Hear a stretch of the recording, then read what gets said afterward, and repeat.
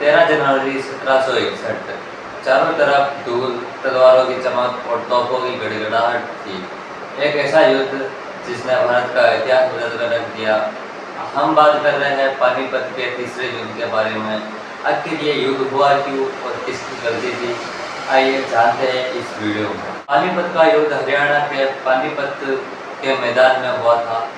आपने एक चीज सोची होगी कि पानीपत के 3 युद्ध लड़े गए। पानीपत के तीनों युद्धों में पानीपत के मैदान को ही क्यों चुना गया? क्या था उस मैदान में आखिर कि उसी मैदान को बार-बार चुना गया?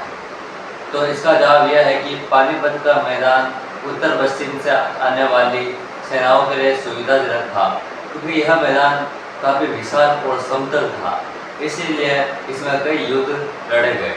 18वीं सदी में मुगल साम्राज्य कमजोर होता जा रहा था, वही मराठा शक्ति तेजी से बढ़ रही थी।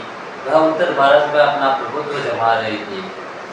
यही देखकर अफगानिस्तान के शासक ने हमला कर दिया, लेकिन यह हमला पहली बार नहीं हुआ था, वह पहले भी कई बार हमला कर चुका था। आपने इतिहास पढ़ा होगा तो आपने नाना साहेब का नाम तो सुना होगा। यह एक बहुत बड़े मराठा शासक थे। इस युद्ध में उनके चचेरे भाई शामिल थे, जो मराठी सेना का नेतृत्व कर रहे थे। दूसरी ओर अहमद शाह दुर्रानी अफगानिस्तान की सेना का नेतृत्व कर रहे थे। उनके साथ में कई भारतीय सहयोगी भी शामिल थे। दोनों पक्ष कई महीनों तक एक दूसरे को देखते रहे, लेकिन मराठा शक्ति की भोजन और रसद की आपूर्ति कमजोर होने लगी, जिसके कारण उनकी स्थिति खराब होने लगी। अब युद्ध का निर्णायक का दिन आया। 14 जनवरी 1761 सुबह युद्ध शुरू हुआ। शुरुआत में मराठी सेना साहसपूर्ण युद्ध लड़ रही थी। उन्होंने कई क्षेत्रों में अपनी बढ़ोतरी भी की, लेकिन बीच युद्ध में विश्वासराव की मृत्यु के बाद मराठी सेना का मनोबल टूट गया।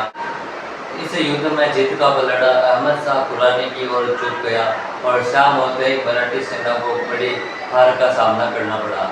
हालांकि कुछ वर्षों में मराठी सेना ने फिर से अपनी शक्ति में बढ़ोतरी की, लेकिन उत्तर भारत में आई इस अस्थिरता के कारण ब्रिटिश ईस्ट इंडिया कंपनी को अपना प्रभाव बढ़ाने का मौका मिल गया। पानीपत की तीसरी लड़ाई हमें सिखाती है कि केवल बहादुरी ही पर्याप्त नहीं होती, मजबूत रणनीति, संसाधनों की उपलब्धता और अपने सहयोगियों का साथ और सही समय में सही निर्णय ही बड़ी जीत हासिल करने में सहयोग करते हैं।